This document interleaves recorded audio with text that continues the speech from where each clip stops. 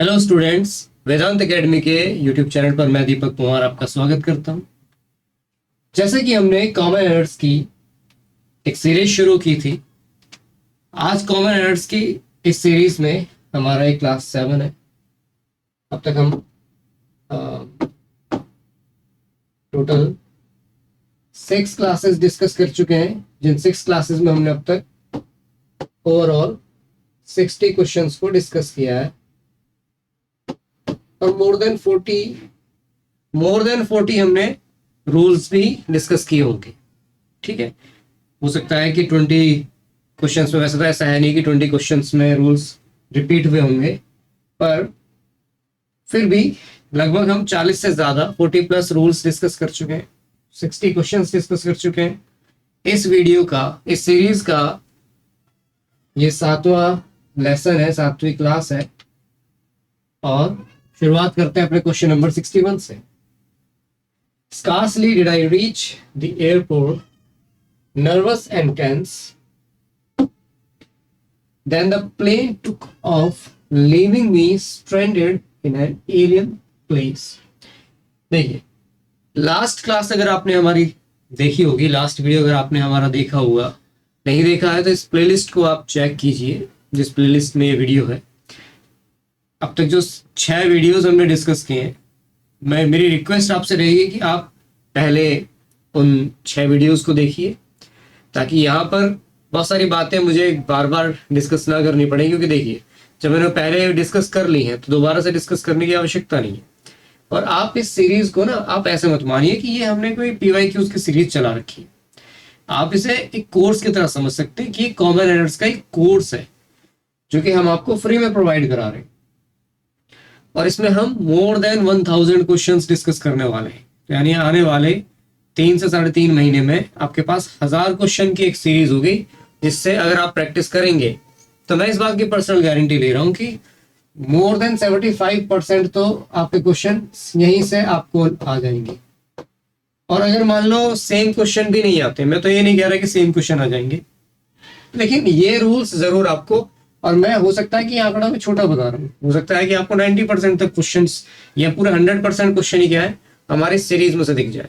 मैं तो फिर भी कम करके इसे लिख रहा हूँ। ठीक है, तो पहला क्वेश्चन, जैसे कि मैं ऑलरेडी बता चुका हूं कि अगर स्कार्सली से आप शुरुआत करते हैं तो स्कार्सली के बाद जो कंजंक्शन आता है वो क्या आता है, वैन आता है।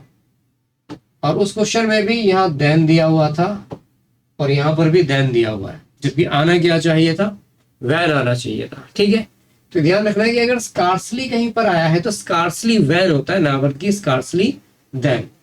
तो स्कार्सली वैन होगा, देन दिया है तो ये गलत है, यानी इसके पार्ट बी में एरर था। क्लियर है? चलिए नेक्स्ट क्वेश्चन देख लेते हैं। The power to distinguish between differences is the basis of science and art. Difference करना साइंस एंड आर्ट के बेसिस पर, द पावर टू डिस्टिंग्विश, अच्छा मतलब चीजों में फर्क करना, वो क्या है, वो आधार है विज्ञान और कला के बेसिस का। चलिए अब एक बात समझिए, जो ये शब्द है हमारे पास डिस्टिंग्विश, एक सेकेंड, ये जो वर्ड है हमारे पास डिस्टिंग्विश,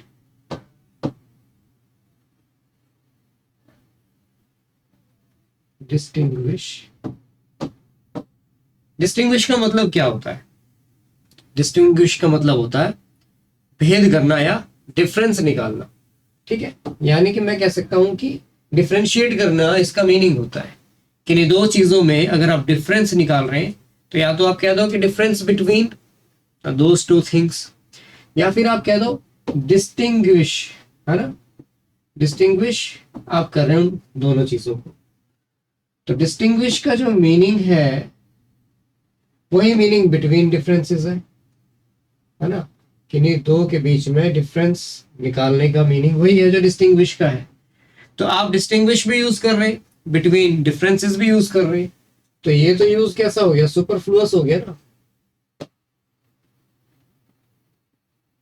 और मैं कई बार बता चुका हूं कि जब एक मीनिंग के लिए एक शब्द आ चुका तो उसी मीनिंग के लिए अगर दूसरा शब्द यूज कर रहे हैं तो वो कैसा है, उसकी जरूरत ही नहीं है, और स्टिल हम यूज कर रहे हैं तो वो यूज सुपरफ्लुअस है, यानी कि गलत है। तो यहाँ पर बिटवीन डिफरेंसेस नहीं आएगा, ये कुछ इस तरह से आ रहा होता है, the part two distinguish is the basis of science and art. इस क्वेश्चन के भी पार्ट बी में ही एरर था। ठीक है, क्लियर है? आगे चले, देखिए, I have seen her only once, but I'm liking her a lot. देखिए, कुछ verbs ऐसी होती हैं जिन्हें हम नॉन कॉन्टिन्यूस verbs कह सकते हैं। क्या कह सकते हैं? Non continuous verbs। Non continuous verbs का मतलब है ऐसी verbs जो कॉन्टिन्यूस टेंस में आती नहीं है, यानी कि ओनली कॉन्टिन्यूस टेंसेस में वो आपको दिखेंगे नहीं, जैसे कि सी हो गया, है ना। सपोज दैट आप कह रहे हैं कि मुझे कुछ दिखाई दे रहा है, तो आप इसे ऐसे नहीं लिखेंगे, आई एम सीइंग समथिंग।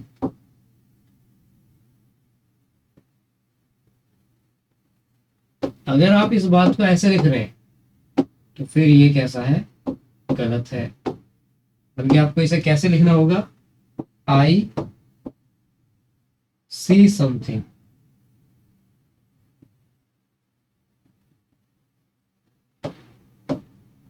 ठीक है, समझ रहे हैं? क्योंकि ये जो वर्ब है सी, ये कैसी है, एक नॉन कॉन्टिन्यूस वर्ब, एक नॉन कॉन्टिन्यूस वर्ब है, यानी कि ये कॉन्टिन्यूस फॉर्म में नहीं दिखाई देगी आपको, हमेशा इंडेफिनिट्स में दिखाई देगी। जैसे कि आप इसे प्रेजेंट इंडेफिनिट में ले लो या पास्ट इंडेफिनिट में ले लो। तो जो सेंस ऑर्गन्स होते हैं, जो सेंस ऑर्गन्स होते हैं हमारे,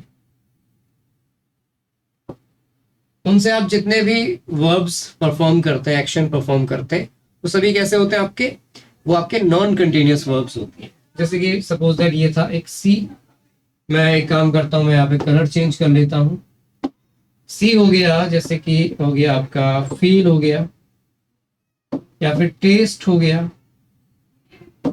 ऐसी एक वर्ब होती है लाइक, ऐसी एक वर्ब क्या होती है, लाइक। लाइक भी एक नॉन कॉन्टिन्यूस वर्ब है, लाइक भी क्या है, एक नॉन कॉन्टिन्यूस वर्ब है। और अगर नॉन कॉन्टिन्यूस है तो सीधी सी बात है कि ये लाइकिंग नहीं होगा, ये लाइकिंग नहीं होगा। जैसे यहां देख कर I am liking, I am liking नहीं होगा, ये होगा आई लाइक।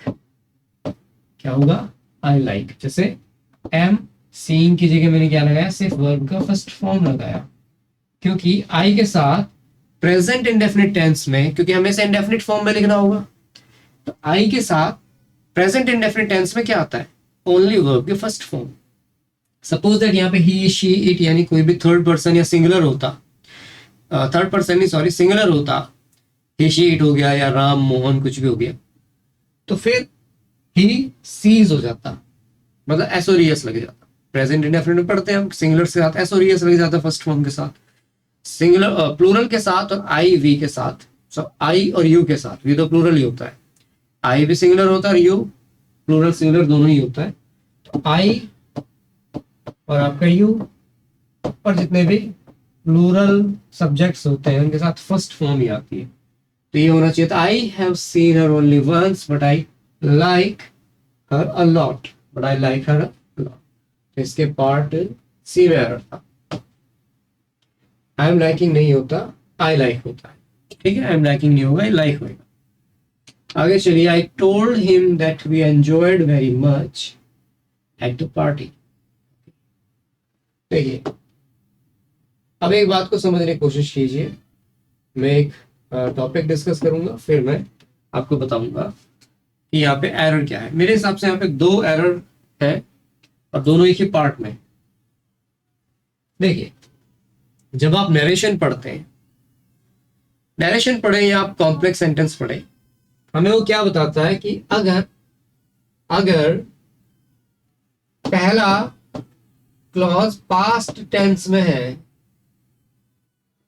अगर पहला क्लॉज, अच्छा यहाँ पे दो बातें ध्यान देनी है, अभी एकदम से आप फैसला नहीं ले लेना कि भाई पास्ट में तो दूसरा पास्ट में दिख रहा होगा आपको, वो मैं नहीं कह रहा हूँ, पूरी बात समझ लेना फिर बात करेंगे। देखिए अगर पहला पास्ट टेंस में तो दूसरा पास्ट टेंस में होना चाहिए, और ये वर्ब की सेकंड फॉर्म है तो पास्ट टेंस में है, ठीक है। चलो ये रूल तो हुआ कि जो कॉम्प्लेक्स सेंटेंसेस में भी पढ़ते हैं, लेकिन हम रिपोर्टेड नरेशन में जो रिपोर्ट हम पढ़ते हैं डायरेक्ट इनडायरेक्ट स्पीच में, तो हम क्या पढ़ते हैं कि अगर आपकी रिपोर्टिंग स्पीच यानी ये बाहर वाला हिस्सा पास्ट टेंस में है तो अंदर वाला हिस्सा अकॉर्डिंगली चेंज हो जाता है। और हमने क्या पढ़ा था कि अगर कोई काम पास्ट इंडेफिनिट में रिपोर्टेड स्पीच में यानी कि अंदर है, पास्ट इंडेफिनिट में है, अगर वो पास्ट इंडेफिनिट में है तो फिर क्या होगा, वो पास्ट परफेक्ट में लिखा जाएगा।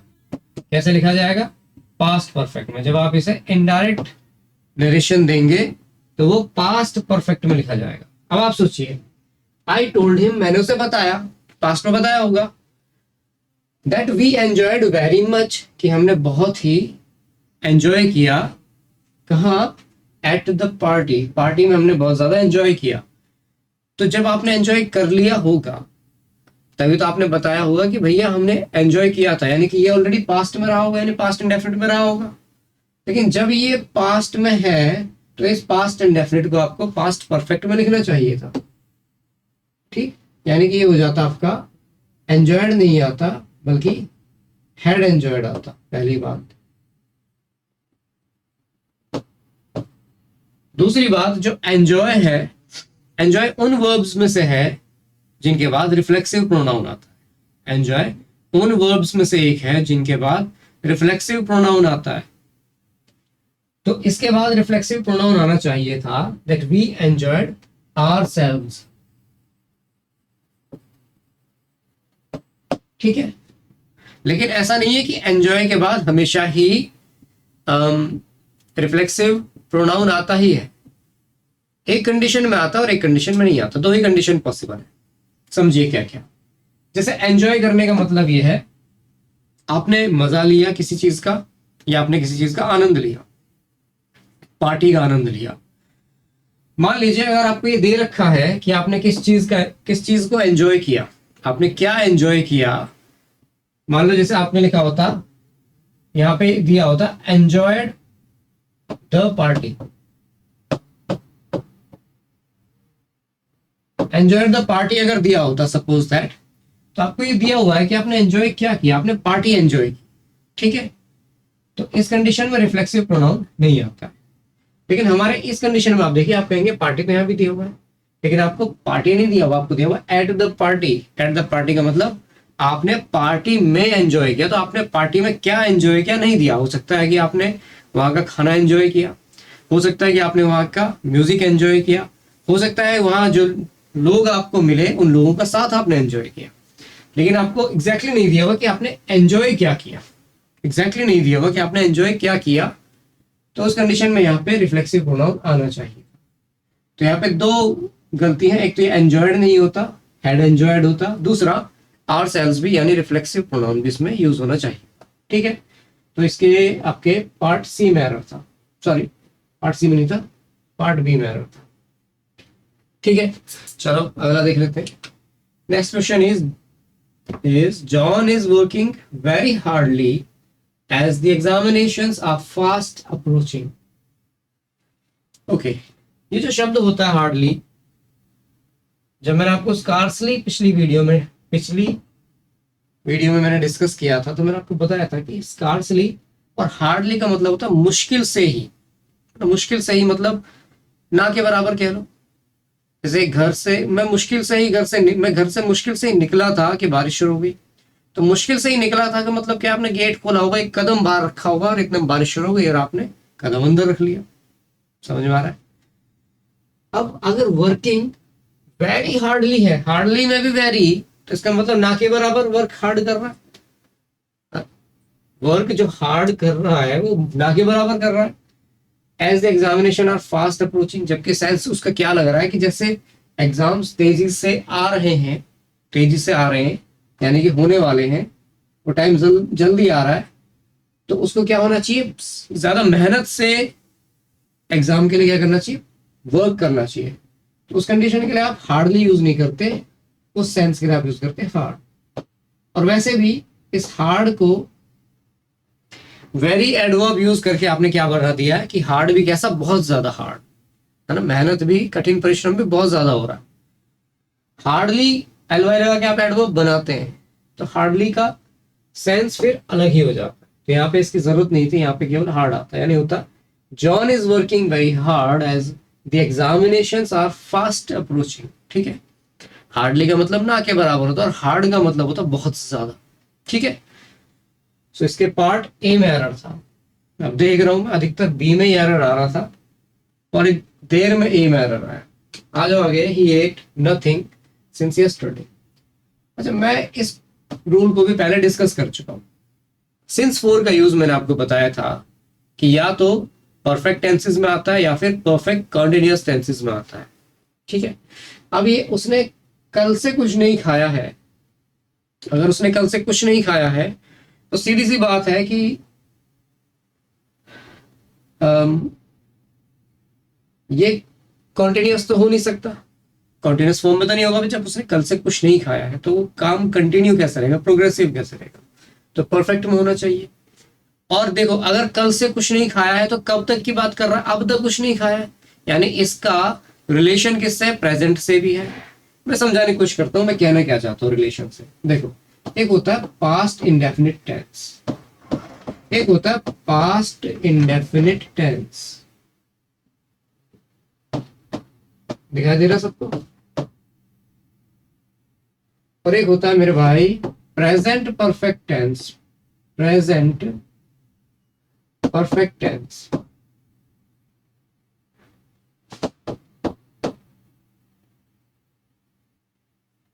अब जरा देखो, पास्ट इंडेफिनिट टेंस का मतलब क्या है कि कोई इंसिडेंट है जो पास्ट में हो चुका, मतलब पास्ट टेंस क्या बताता है, जो बीत चुका है।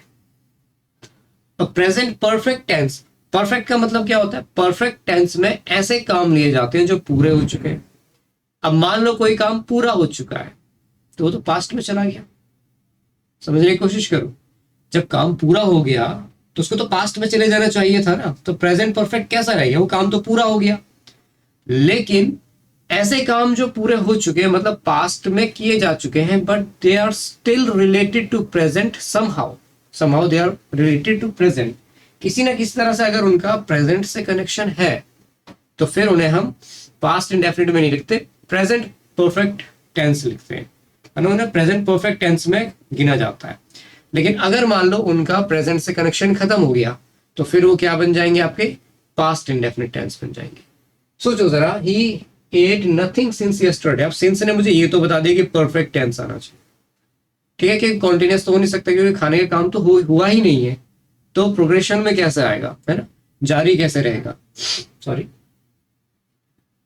और परफेक्ट में भी पास्ट परफेक्ट क्यों नहीं होगा, क्योंकि उसने कल से अब तक कुछ नहीं खाया है, तो नाउ का सेंस हिडन है बट स्टिल है, यानी प्रेजेंट से रिलेशन हमको दिखाई दे रहा है। और अगर प्रेजेंट से रिलेशन है तो फिर यहाँ पे एट नहीं आएगा, वर्ब की सेकंड फॉर्म नहीं आएगी, बल्कि हैज हैव के साथ वर्ब की थर्ड फॉर्म आएगी, क्योंकि प्रेजेंट परफेक्ट टेंस में हेल्पिंग वर्ब हैज हैव होती है। आई सॉरी ही सिंगुलर है तो इसके साथ हैव की सिंगुलर फॉर्म हैज आएगी, और थर्ड फॉर्म ईट की थर्ड फॉर्म ईटर आएगी। ये हो जाएगा he has eaten nothing since yesterday, he has eaten nothing since yesterday, यानी इसके भी पार्ट ए में एरर था। अब ए में आया है तो ए में ही आया जा रहा है। तो मुझे लगता है आपको समझ में आया होगा कि क्यों ये प्रेजेंट परफेक्ट में होगा ना बल्कि पास्ट इंडेफिनिट में। चले आगे, देखिए, an experimental vaccine has brought glimmer of hope for the malaria researchers. Okay, ये जो वर्ड है ग्लिमर, चलो ग्लिमर को डिस्कस करेंगे। पहले मैं एक बात आप, अगर मान लीजिए किसी भी नाउन के बारे में या किसी भी नाउन को फर्स्ट टाइम अगर डिस्कशन उसके बारे में हो रहा है, फर्स्ट टाइम आप डिस्कस कर रहे हैं, तो आप उससे पहले ए या एन लगाते हैं, यानी कि इंडेफिनिट आर्टिकल लगाते हैं। क्या लगाते हैं, सॉरी, भावनाओं में ज्यादा बह गया और गलती हो गई। देखिए जरा, इंडेफिनिट आर्टिकल दो होते हैं, मैं तो मानता हूं कि एक ही होता है, क्योंकि जहां पे ए आ जाता है वहां पे एन नहीं आएगा, जहां पे एन आ जाता है वहां पे ए नहीं आएगा, एन नहीं होता, सॉरी एन होता है। देखिए जरा,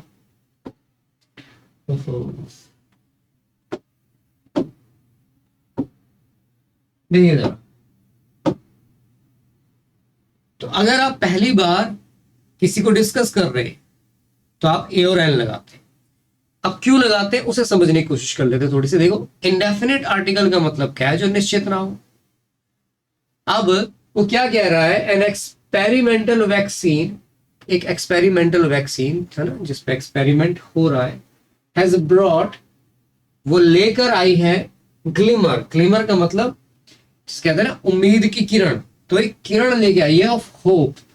अच्छा हाँ, ये देखो होप दे रखा है, ग्लिमर ऑफ होप, उम्मीद की किरण, फॉर द मलेरिया रिसर्चर्स, यानी जो मलेरिया पे रिसर्च कर रहे हैं उनके लिए। तो वो होप जो है, आपको तो मालूम नहीं है कौन सी किरण है वो, आप कहेंगे ए ग्लिमर। ए ग्लिमर का मतलब, अब देखो ए और एन का मतलब क्या होता है, ए और एन जो होते हैं ये वीकर फॉर्म होते हैं किसकी, वन की, वन की कमजोर फॉर्म होते हैं, मतलब ये एक नहीं कह रहे होते, इनका मतलब होता है कोई। सेंस क्या आ रहा होता है, ए और एन का कोई, कोई का मतलब कोई एक, तो बात तो एक ही की करेगा, लेकिन सेंस क्या होगा, कोई, कोई का मतलब जिसे हम जानते नहीं है। तो जब किसी के बारे में बात करेंगे कि भाई अ बुक, तो ए बुक का मतलब कोई किताब, है ना। एग्जैक्ट अगर मुझे मालूम है कौन सी किताब, तो आप कहेंगे द बुक, ठीक है। तो क्योंकि आपको मालूम नहीं है कि विच किरण ऑफ होप, और इसके बारे में पहली बार डिस्कस किया गया है, तो यहाँ पर अ ग्लिमर ऑफ होप आना चाहिए था, केवल ग्लिमर ऑफ होप गलत है, तो इसके पार्ट सी में एरर था। आगे चले, देखिए next question is, after making me wait for 2 agonizing hours, the great man called me in and asked me what do I want। देखिए ये क्वेश्चन भी मैंने डिस्कस किया हुआ है, मैंने बताया था आपको कि अगर मान लीजिए कि आपके पास सेकंड जो क्लॉज है उसमें कोई प्रश्न पूछा गया है, तो जो उसका प्रश्नवाचक शब्द है वही क्या बन जाएगा, उसका कनेक्टर बन जाएगा। जैसे बात करी थी हमने दैट की, तो कनेक्टर क्या हो जाएगा, वो प्रश्नवाचक शब्द हो जाएगा, जो कि यहाँ पर क्या है, व्हाट है। और ये प्रश्नवाचक शब्द प्रश्न पूछने के लिए यूज हुआ है, लेकिन यहाँ पे कनेक्टर की तरह यूज भी हुआ है। तो कनेक्टर की तरह यूज हुआ तो साथ साथ प्रश्न भी पूछ रहा है, लेकिन कनेक्टर भी है वो, तो बाकी का हिस्सा वो फिर इंटेरोगेटिव नहीं रह जाता, है ना। उसमें पता चल गया कि भाई आगे प्रश्न ही पूछा गया होगा, तो वो प्रश्न फिर साधारण तरीके से यानी एसर्टिव फॉर्म में होता है। तो सीधी सी बात है, व्हाट के बाद क्या आना चाहिए, सब्जेक्ट आना चाहिए। व्हाट के बाद क्या आना चाहिए, सब्जेक्ट आना चाहिए। तो व्हाट के बाद क्या आता, आपका आई आता। देखो अगर मैं एक बार के लिए मान लूं कि डू भी सही है, ऐसा तो डू गलत है, तो देखो जरा यहाँ पे दिया है, द ग्रेट मैन कॉल्ड मी, ये जो कॉल्ड है ये कॉल की सेकंड फॉर्म है, वर्ब का सेकंड फॉर्म है, तो मतलब पास्ट टेंस हो गया। मैंने आपको क्या बताया कि वर्ब की सेकंड फॉर्म का मतलब क्या है, पास्ट टेंस। पास्ट टेंस का मतलब क्या, वर्ब की सेकंड फॉर्म। अगर पास्ट टेंस कहीं है तो वर्ब की सेकंड फॉर्म कहीं ना किसी फॉर्म में होगी, और अगर सेकंड फॉर्म किसी ना किसी फॉर्म में है तो फिर इसका मतलब पास्ट टेंस जरूर होगा। आ जाओ, तो अगर ये पास्ट है तो भैया ये डू क्यों होता, डिड आना चाहिए था। एक बात समझने के लिए मैं कह रहा हूं, तो गलती तो वैसे भी दिख गई, लेकिन एग्जैक्टली क्या होता कि इसके बाद आना चाहिए था सब्जेक्ट, चूंकि यहाँ पे आई है और फिर वर्ब की फर्स्ट फॉर्म नहीं आती, फिर सेकंड फॉर्म आती और ये हो जाता आपका वांटेड। तो इस तरह से होता, after making me wait for 2 agonizing hours, the great man called me in and asked me what I wanted. तो इसके पार्ट सी में एरर था, ठीक है। अगला क्वेश्चन देखते हैं, the ebb and flow of the tides are now understood. Okay, तो जो टाइड्स के एब एंड फ्लो है, उतार और चढ़ाव जो है, ठीक है, ज्वार और भाटा जिसे कहते हैं। अब मुझे एक बात बताओ, दी एब एंड फ्लो ये मिलकर कैसा स्ट्रक्चर बना रहा है? ये स्ट्रक्चर बना रहा है सिंगुलर। अब आप कहेंगे कि हमें कैसे पता चला? आप कहेंगे उतार और चढ़ाव दो अलग चीजें हैं, एंड से जुड़ी है तो प्लूरल हो जानी चाहिए थी, लेकिन जरा देखिए ये कुल मिलाकर स्ट्रक्चर कैसा रहता है? सिंगुलर रहता है। और पता कैसे चला है? मैंने आपको ये पहले एक वीडियो में बताया है, पहले क्लास में मैं डिस्कस कर चुका हूं। अगर आप पहले से मुझे फॉलो करते आ रहे हैं तो यहाँ आपको आसानी से समझ में आएगा। और फिर भी अगर आप पहली बार ये वीडियो देख रहे हैं तो मैं याद दिला देता हूँ कि अगर ये एक नाउन है, ये एक नाउन है और एंड से जुड़े हैं और केवल पहले वाले से पहले द आया है, केवल पहले वाले से पहले द आया है, तो इसका मतलब ये दोनों एक ही को दिखा दे, यानी ये सिंगुलर का फॉर्मेशन बना रहे। अगर दोनों से पहले द होता, अगर दोनों से पहले द होता तो फिर ये फॉर्मेशन प्लूरल हो जाती। पर अगर ये सिंगुलर है और ये टाइड्स के एब एंड फ्लो की बात कर रहा है तो इसका मतलब सब्जेक्ट तो वही है। तो फिर अगर सब्जेक्ट सिंगुलर है तो वर्ब भी सिंगुलर होनी चाहिए, तो आर नहीं आना चाहिए था, इज आना चाहिए था। क्या होता? The ebb and flow of the tides is now understood. Clear है? तो इसके आपके पार्ट बी में एरर था।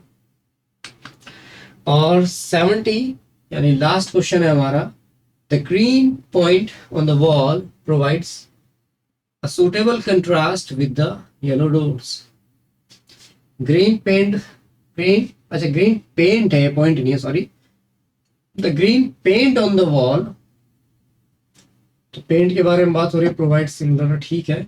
अ suitable contrast with the yellow doors, ये सेंटेंस में आपका एरर नहीं है, ये आपका ठीक है। सो ये आज के हमारे क्वेश्चंस थे। आई होप कि आपको अच्छे से समझ में आए होंगे। अगर कोई प्रॉब्लम है, मान लो कोई क्वेश्चन समझ में नहीं आया, कोई रूल समझ में नहीं आया, वीडियो को दोबारा देखो। यही बात मैं बार बार कहता हूँ, वीडियो को दोबारा देखो। यही तो सुंदरता है वीडियोस की कि आप दोबारा से देख सकते हो कि भाई टीचर ने क्या बताया था, सर ने क्या बताया था या मैम ने क्या बताया था। क्लास में आप क्वेश्चंस पूछ सकते हैं, लेकिन किसी पर्टिकुलर टीचर ने क्या बताया था आप उसे रिकॉल एज इट इज या वर्ड टू वर्ड नहीं कर पाएंगे। वीडियोस में आप दोबारा से वीडियो को रिवाइंड करो, पीछे से देख लो दोबारा क्या बताया था। 2-3 बार देखोगे, मुझे नहीं लगता कि आपको समझ में नहीं आएगा। लेकिन अगर स्टिल फिर भी प्रॉब्लम है तो मैं हमेशा की तरह कह रहा हूँ, कमेंट बॉक्स में आप मुझे बता दीजिए कि सर ये डाउट है, यहाँ पे क्लियर नहीं हो पाया, आप फिर से बता दीजिए, तो बता देंगे। खुद का कोई डाउट है apart from these questions, in question से अलग भी कोई डाउट है तो उन्हें भी आप कमेंट बॉक्स में लिख सकते हैं, हम डिस्कस कर लेंगे। हो सकता है कि अगली वीडियो में हम क्या कर ले, उन्हें ऐड कर ले, हो सकता है 4th 5वीं किसी वीडियो में तो हम आपके डाउट्स अपने इनमें ऐड कर लेंगे और आपके साथ उन्हें डिस्कस कर लेंगे। लेकिन उसके लिए क्या करना होगा, आपको हमें फॉलो भी करते रहना होगा। तो अगर आपने हमें अब तक फॉलो नहीं किया, यानी सब्सक्राइब नहीं किया, तो भाई सब्सक्राइब कर लो, क्योंकि भाई ये सीरीज जो है यहीं पे 100, 50, 200, 300 क्वेश्चन स्पेंड नहीं होने वाली। इसमें 1000 से ज्यादा क्वेश्चन मैं डिस्कस करूंगा। और 1000 क्वेश्चन अगर आपने कॉमन एरर्स के कर लिए तो फिर आपको कौन कॉमन एरर की कोई भी गलती ढूंढने से रोक लेगा? मुझे नहीं लगता कि फिर आपको कॉमन एरर से डर लगेगा।